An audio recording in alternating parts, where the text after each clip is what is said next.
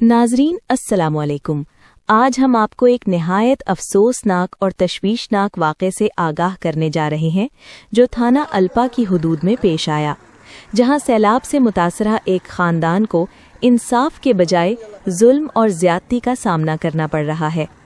तफसीलात के मुताबिक सैलाब से मुतासरा ख़ानदान, जिसके सरबराह नज़र मोहम्मद हैं, अपने बेटों किस्वर अब्बास, अंसर अब्बास, शान खान, गुलाम अब्बास और शजर हुसैन के हमरा पंजाब हुकूमत की जानिब से फराहम करदा सरकारी जगह पर मुंतकिल किया गया था, जहां वो कपड़े की बड़ी कनोपी के नीचे आर्जी रिहाइश इख्तियार किए हुए थे।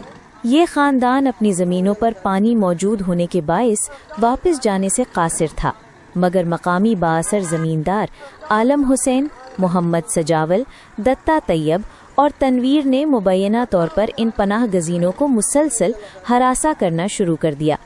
सैलाब मुतासरीन ने बारहा इनसे अपील की कि उन्हें हुकूमत पंजाब ने यहाँ पनाह दी है, मगर इसके बावजूद उन्हें तंग किया जाता रहा।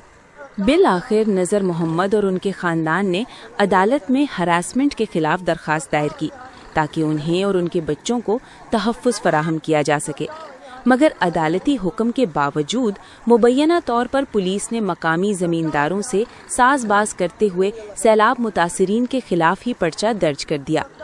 नज़र मोहम्मद का कहना है कि हमारे मवेशी, 1 तोला सोना, कनोपी, पानी का नलका और घरेलू सामान ज़बरदस्ती ले जाया गया, जिससे हमें तकरीबन 40 लाख रुपए का नुकसान हुआ। हम पहले ही सैलाब से मुतासिर हो चुके थे, अब हमें मुकम्मल तौर पर बेघर कर दिया गया है।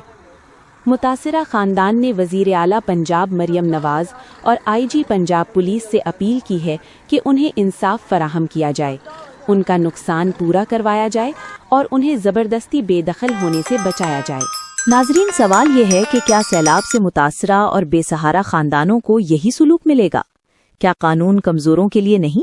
अब देखना यह है कि पंजाब हुकूमत और आला पुलिस हुक्काम इस संगीन मामले पर क्या एक्शन लेते हैं।